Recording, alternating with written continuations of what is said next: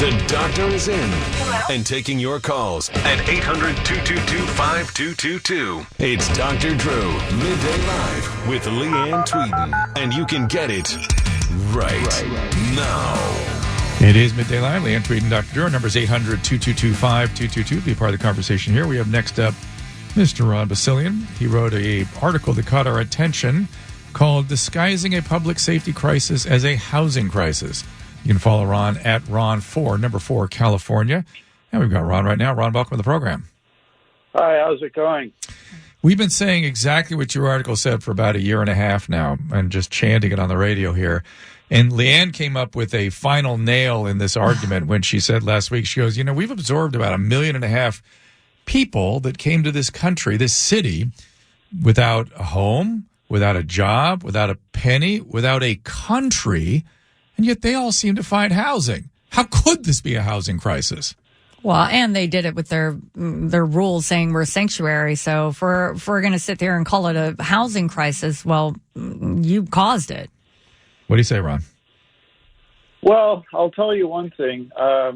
I live here in Culver City, Mar Vista area, and about a mile away from the West Side Skid Row, the underpass under the 405 at Venice Boulevard. It's only on one side. Used to be well, the LA side is where the Skid Row is, and the Culver City is not. It was not an issue 5 years ago. In the last 3 to 5 years, it just went from zero to the madness we see today. Yes. So whatever it is, it's, people are saying, that it's been a problem decades in the making, rents are rising, but it's like, no, anybody who's lived here knows that this is a current problem. It's been exacerbated massively just in the last 3 to 5 years or so. My neighborhood, I've been living here for 15 years. It's been great, and it's been a working class neighborhood. People here aren't rich. But we haven't had any homeless issues, nothing other than an occasional stolen stereo or whatever. But now you've got the post office is just surrounded with homeless sleeping all around it. We just had to clean up paraphernalia on our front doorsteps. We're talking needle, tourniquet, the whole works. So there's more going on, and I don't think the city is giving us an accurate appraisal of what's happening. Agreed. Of course, this is a mental health and addiction crisis. This has the majority of people on the streets don't want housing. They like the life on the street. Yep. They don't want help with their addiction. And we don't arrest them anymore. Well, because there's no motivation. We used to help addicts create motivation by carrot and stick. Well, by precipitating laws. We can't arrest them. Right. Well, we can't arrest Prop them. 4757, AB 109. We're like inviting them to come here and just steal. Yeah, and plus that, the ACLU got their verdict from the Ninth Circuit Court of Appeals back in 2006 that says you can't enforce vagrancy laws if homeless have nowhere to go. Yep. So meaning, cities all up and down the coast are desperate. There's nothing the police can do. The residents are up in arms, and the police say, well, there's nothing we can do because when we bust people, we get sued by the ACLU. I have talked to several lawyers about the issue. It's a very tough one to combat. Basically, we need a city to get sued that's ready to fight back and appeal the decision past the Ninth Circuit Court of Appeals. Yep. Take it all the way to the top. That's what I say. Also, they just give up at Ninth Circuit. There's another way, too, which is we could get legislation that expands the Lanternman-Petrus Act so we can help people that need the help. It used to be the criteria for admission to a psychiatric hospital was need for treatment. A physician says the person needs treatment.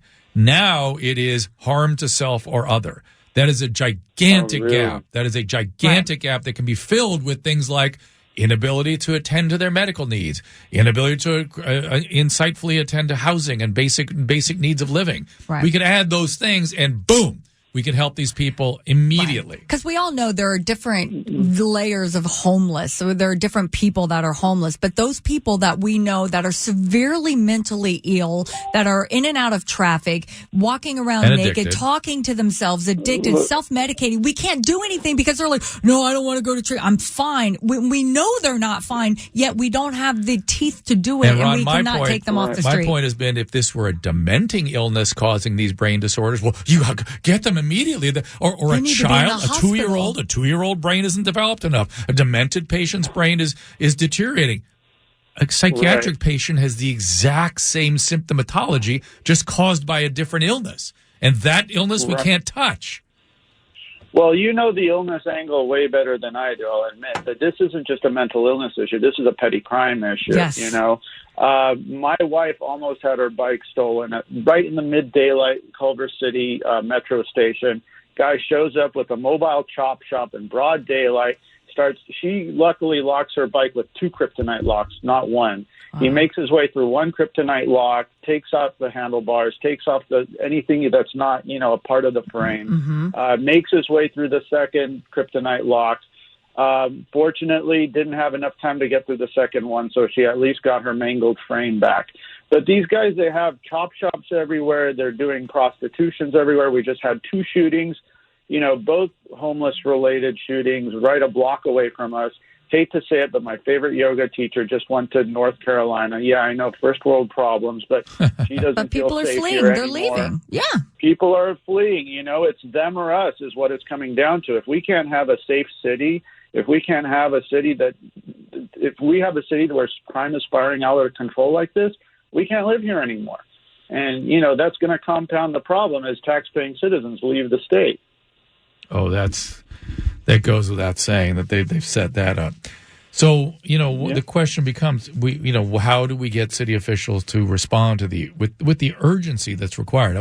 The other part I keep talking about is the infectious disease piece, which is going to explode any minute. And that's going to be horrific. I mean, like really horrific. Well, we're already seeing the cases of it. The one saving grace I think we have in this city is we're a bit more spread out than a city like New York City, but that's only going to last so long.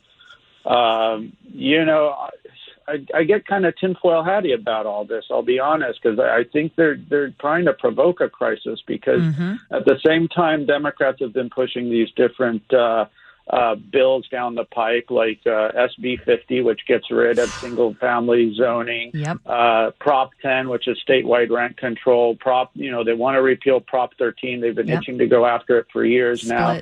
So, you know, and then, you know, you have groups that say, well, LA Times says the mayor isn't doing anything about it. I see a petition coming out about it. But you have to be careful with these because these tend to be coming from the left, which make it sound like it's some kind of homeless crisis, that these are people that were kicked out of their homes for rising rents or the local factory shut down. And that's not what's happening, right?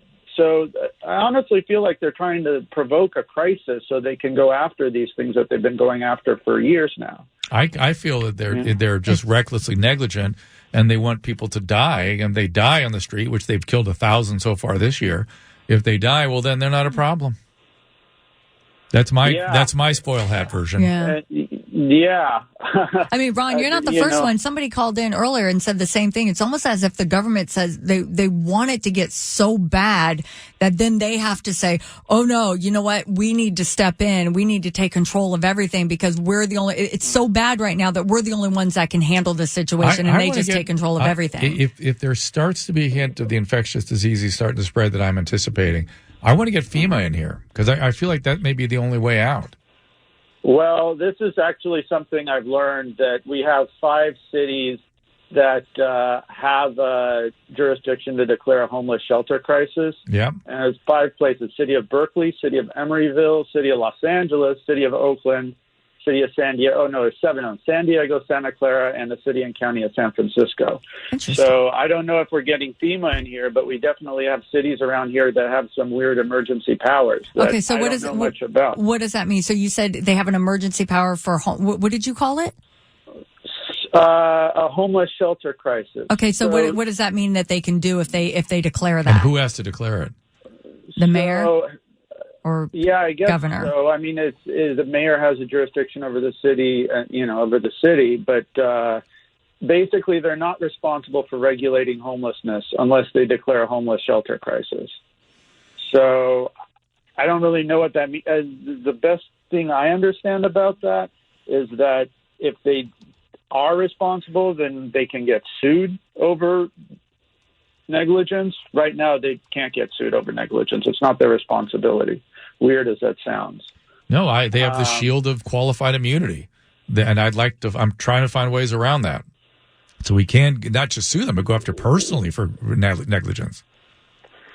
Well, that's honestly, I think the easier road is to, team up with some of these cities that are really feeling under siege. Like Culver City, for example, right now, LA is threatening to sue Culver City because we actually have decent programs to keep the homeless off our streets.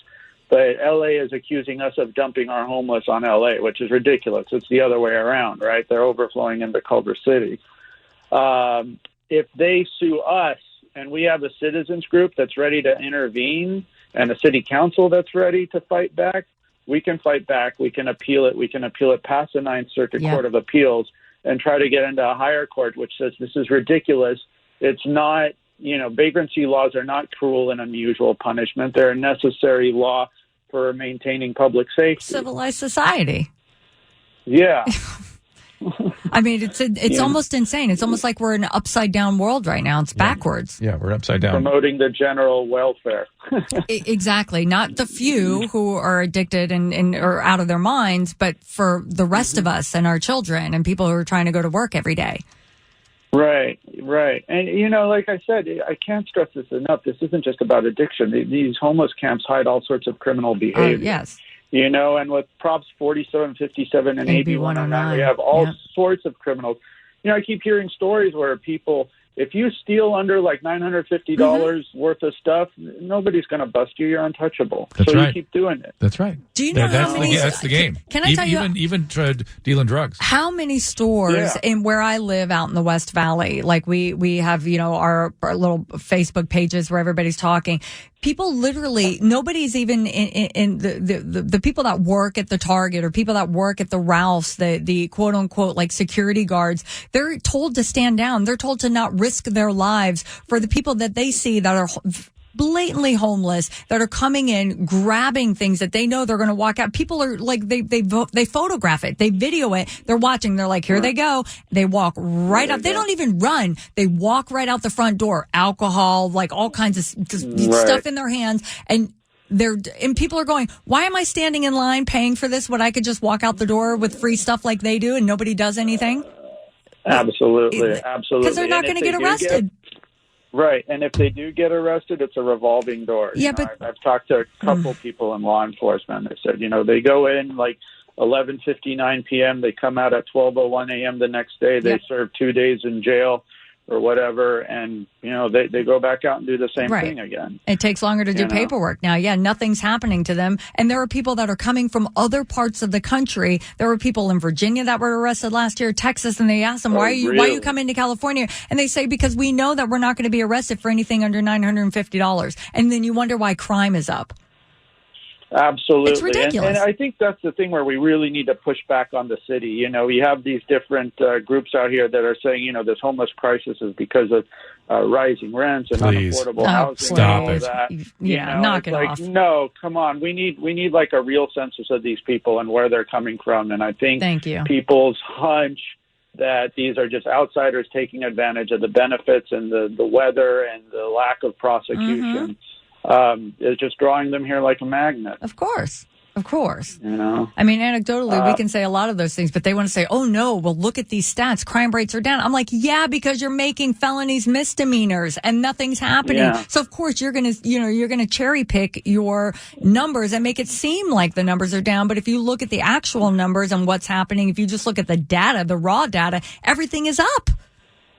Absolutely. And the crime statistics are such a lie. Come on. If you're not prosecuting crimes anymore, there are no crimes. Exactly. A lot of times they don't even want to take the data down because they don't want it recorded. Well, please keep writing about this, Ron. It catches our attention. And we need to have the rational voices out again. And it's insulting to have the city keep talking about the housing issue. It's just...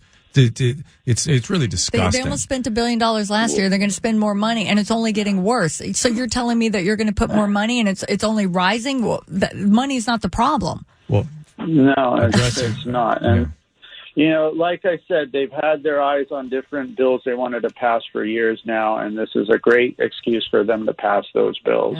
And whether they've been masterminding this all along or not is really irrelevant. But you're going to see this is where they're going to go with this. We got to stay vigilant. Yeah, we absolutely do. I've written I also wrote a good article on humanevents.com, if you guys have been to that. That's where I found your article. Mm-hmm. Oh, okay. Yeah, because it was also in the Culver City Observer. So yeah, I found you on Human Events. Getting around. I've been documenting this for a couple of years now. That's why I've been getting more politically active, because you see what's happening, and as a private citizen, it concerns you. Yes. Please read a book called American Psychosis. It chronicles how we lost control of our ability to take care of the mentally ill. And how they're ending up on our and streets. where they're ending up. It's called American Psychosis. I can't recommend it strongly enough. Please take a look at that. I will definitely look at it. And by the way, I think you misspelled my website name. It's ronfor37.org. There's no number 4. Oh, I sure did. So say it again. Yeah.